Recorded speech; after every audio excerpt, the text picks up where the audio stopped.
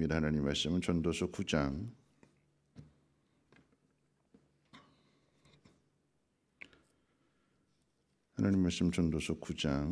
11절로 18절 말씀 되겠습니다. 전도서 9장 11절로 18절 말씀까지 한 절씩 교독으로 읽겠습니다. 내가 다시 해 아래에서 보니 빠른 경주자들이라고 선착하는 것이 아니며 용사들이라고 전쟁에 승리하는 것이 아니며 지혜자들이라고 음식물을 얻는 것도 아니며 명철자들이라고 재물을 얻는 것도 아니며 지식인들이라고 은총을 입는 것이 아니니 이는 시기와 기회는 그들 모두에게 임함이니라. 분명히 사람은 자기의 시기도 알지 못하나니 물고기들이 재난의 그물에 걸리고 새들이 올무에 걸린 같이 인생들도 재앙의 날이 그들에게 호련히 임하면 거기에 걸리느니라. 내가 또 해 아래에서 지혜를 보고 내가 크게 여긴 것이 이러하니 곧 작고 인구가 많지 아니한 어떤 성읍에 큰 왕이 와서 그것을 에워싸고 큰 흉벽을 쌓고 치고자 할 때에 그 성읍 가운데 가난한 지혜자가 있어서 그의 지혜로 그 성읍을 건진 그것이라. 그러나 그 가난한 자를 기억하는 사람이 없었도다. 그러므로 내가 이르기를 지혜가 힘보다 나으나 가난한 자의 지혜가 멸시를 받고 그의 말들을 사람들이 듣지 아니한다 하였노라. 조용히 들리는 지혜자들의 말들이 우매한 자들을 다스리는 자의 호령보다 나으니라. 지혜가 무기보다 나으니라. 그러나 죄인 한 사람이 많은 선을 무너지게 하느니라. 아멘. 모든 사람들의 그 인생의 목표는 성공입니다. 성공을 꿈꾸는 거죠.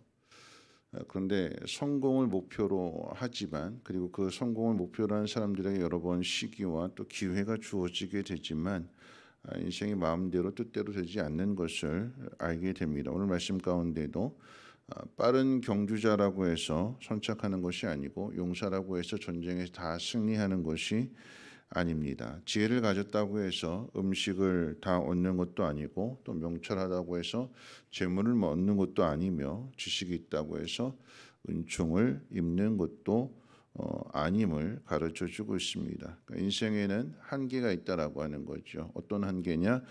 자기의 미래를 알 수 없는데 마치 물고기들이 그물에 걸리는 것과 새들이 올무에 걸리는 것과 같다고 합니다.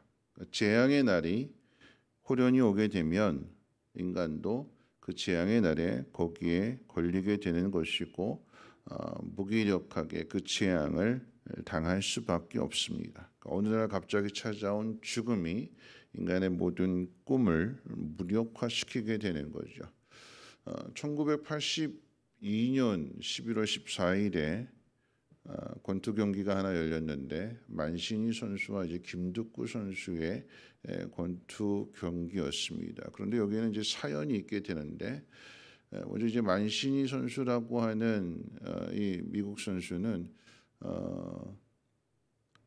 복싱 가족입니다. 아버지도 권투 선수였고 잘 했는데 근데 챔피언 벨트는 따지 못하는 그러다 이제 2차 세계 대전에 참전하게 되고 그 전쟁에서 부상을 입게 되어서 결국 이제 세계 챔피언에 대한 꿈을 이루지 못하는 그래서 두 아들이 있었는데 이제 그 형도 복싱 선수고 만신이도 복싱 선수인데 형이 더 잘했어요.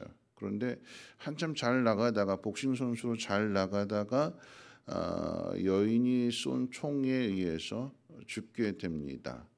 그래서 챔피언의 꿈을 이루지 못하죠. 그래서 집안의 챔피언이 되고자 하는 그 꿈을 이제 짊어지고 이 만신 선수는 이제 권투 경기에 임하게 되고 여기 이제 그 맞서는 상대가 이제 김득구 선수였는데 여기 또 이제 어떤 사연이냐면 이제 이 세계 챔피언이 되려고 하는 이 김득구 선수 그 집에 보니까 가난이 스승이다라고 하는 그러니까 이 너무나 어렵고 힘들게 살아온 그런 가정 속에서 어떻게든지 이 복싱 선수로 성공하겠다라고 하는 꿈을 가지고 열심히 훈련을 하고 있었는데 이 미국 그 프로 권투 협회에서 이 만신이 선수 뭐 흑인들이 다 권투로 다 유명하니까 유일한 백인 선수로 인기를 얻게 되니까 이것을 오랫동안 끌고 가려고 좀 약한 상대들을 골랐어요. 동양에 있는 이름 모르는 선수들 그 가운데 이제 김득구 선수도 하나 이제 딱 걸려서 그럼 이제 시합을 추진하자. 이 반대로 김득구 선수는 이제 동양 챔피언이었는데 자신에게 이제 세계 챔피언이 될 수 있는 기회가 주어지게 되니까 목숨 걸고 싸우겠다고 죽기 살기로 싸우겠다고 미국에 건너갈 때 관까지 모형 관까지 짜가지고 가서 경기를 했대요.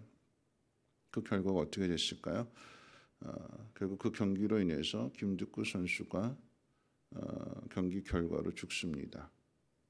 경기 끝나자마자 동공이 확장되면서 병원으로 옮겨졌지만 그대로 죽게 되죠. 이 경기 결과로 인해서 만신이 선수는 죄책감에 빠지게 되고 계속해서 경기에 나서지 못하게 되는 결국 이제 조금 지나서 이 만신이 선수도 은퇴하게 되고 또 그 경기에 심판을 받던 그 심판은 자신이 좀 미리 말렸으면 한 선수의 죽음은 막을 수 있었는데 그러지 못했다라고 하는 자책감에 빠져가지고 결국 이 심판도 스스로 목숨을 끊게 됩니다. 그 권투 경기 하나로 인해서 세 사람이 죽게 되는 그런 결과를 가져오게 되고요. 결국 이런 모든 것들 성공을 꿈꾸지만 우리가 계획한 대로 우리가 원하는 대로 그 모든 것을 이룰 수 없다라고 하는 것을 가르쳐주게 되는데 이 김득구 선수는 죽었지만 그때 이제 낳은 아들이 하나 있었는데 이제 갓난아기였어요. 근데 이 갓난아기가 커서 김득구 선수의 그 아들이 커서 치과 의사가 됩니다.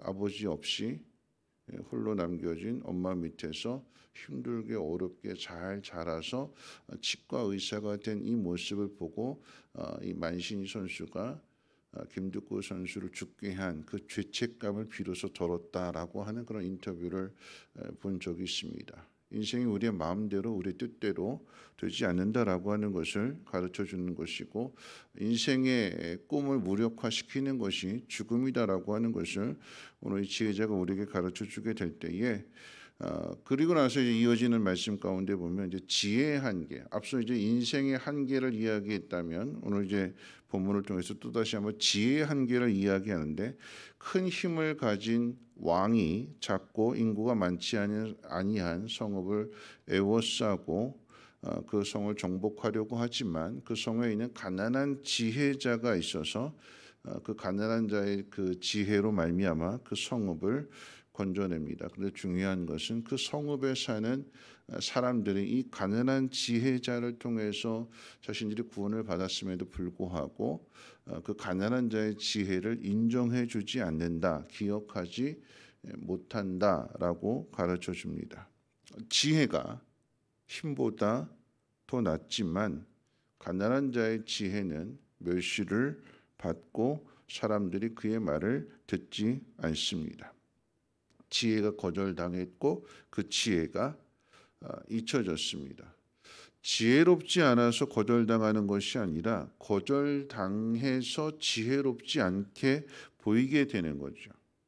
열심히 노력했지만 사람들이 알아주지 않으면 그 모든 것이 의미가 없다라고 하는 것을 또한 가르쳐 줍니다. 자, 그리고 마지막 이제 세 번째로 죄가 모든 것을 무력화시킨다라고 하는 것을 우리에게 가르쳐 주게 되는데 오늘 이 본문의 이야기, 9장의 이야기가 죽음에 대해서도 이야기하고 지혜의 덧없음도 이야기하면서 마지막 결론으로 이렇게 이야기하는데 우리 18절 같이 한번 읽어볼까요? 18절 말씀 함께 읽겠습니다. 시작.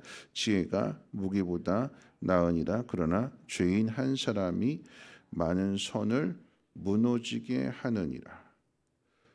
힘보다는 지혜가 더 낫다라고 이야기를 했는데 지혜가 그렇다고 해서 모든 것을 다 이루느냐? 아니다. 지혜가 더 좋지만 그런데 이 지혜를 또한 무력화시키는 것이 있는데 그게 뭐라고 얘기할까요? 힘보다는 지혜가 낫고 근데 이 지혜가 모든 세상을 구원하는 것이 아니라 이 지혜롭지만 이 지혜를 무력화시키는 게 뭐라고 얘기할까요? 18절에서 죄라고 이야기합니다. 죄. 아무리 똑똑하고 아무리 잘나고 아무리 계획을 잘 세운다 할지라도 악한 죄인 하나로 인해서 그 지혜가 다 무력화됩니다.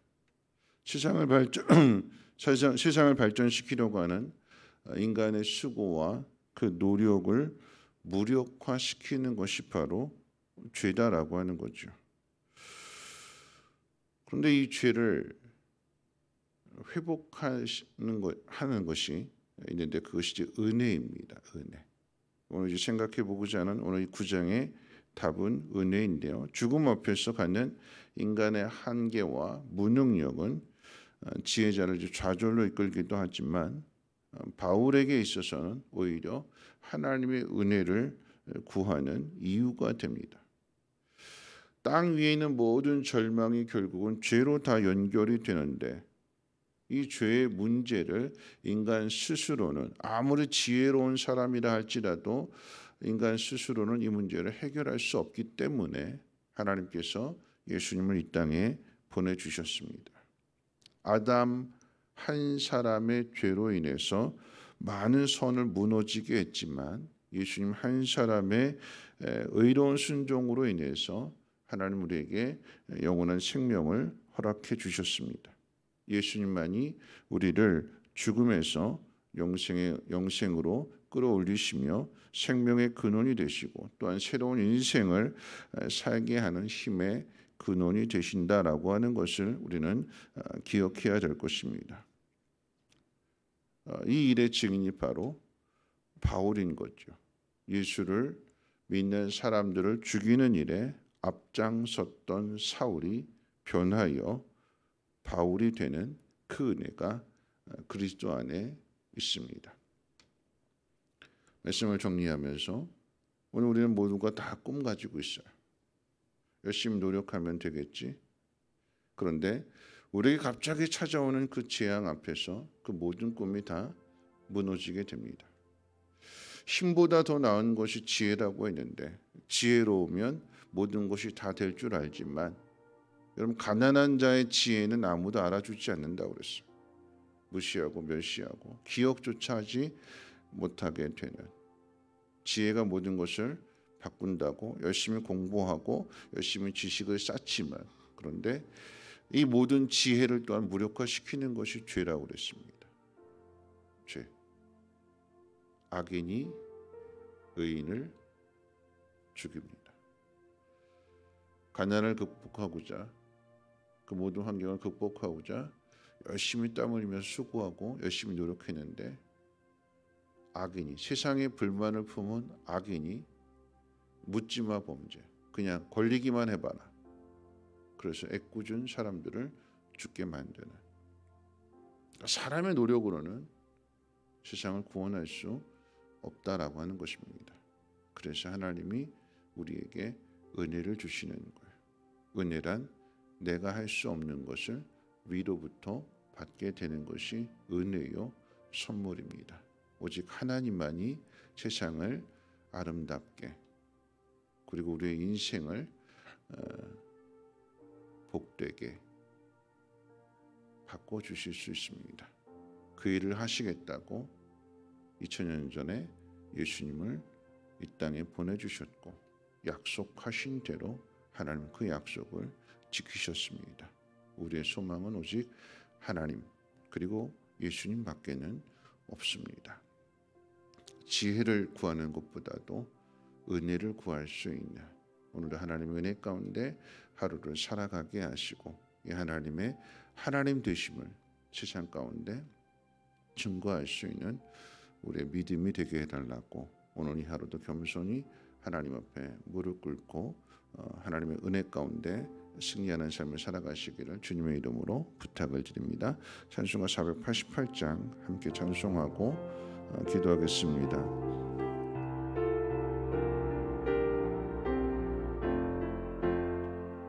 이 몸의 소망 무언가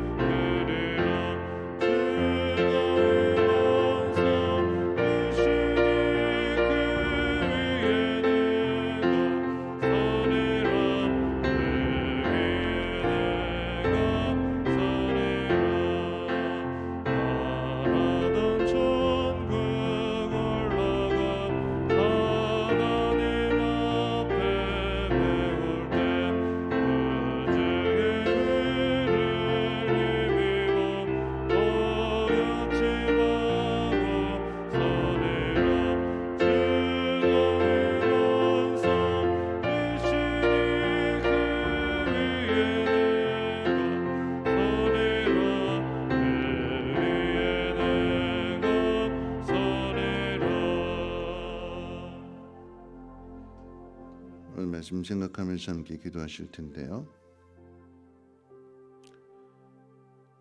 인생의 모든 일들이 우리가 계획을 세운다고 또 열심히 노력한다고 되어지는 것이 아니라 힘보다 나은 것이 지혜고, 근데 그 지혜도 죄 앞에서는 모든 것이 무력화됩니다. 죄를 이기는 것은 오직 은혜밖에 없습니다. 오늘 우리가 구해야 되는 것은 하나님의 은혜입니다. 하나님 오늘 이 새벽 우리의 연약함 하나님 긍휼히 여겨주시고 은혜 베풀어 주셔서 오직 하나님의 능력으로 하나님 우리가 고민하는 이 모든 문제들 하나님 해결해 주시옵소서. 치료의 은혜를 도하여 주시고 깊은 수렁에서 하나님 건져 주시옵소서. 은혜로 말미암아 힘을 얻게 하시고 또한 그 은혜로 말미암아 하나님의 사랑을 전하게 하옵소서. 함께 통성으로 하나님 앞에 기도합니다. 거룩하신 하나님 감사합니다. 오늘도 하나님 말씀으로 하루를 시작합니다.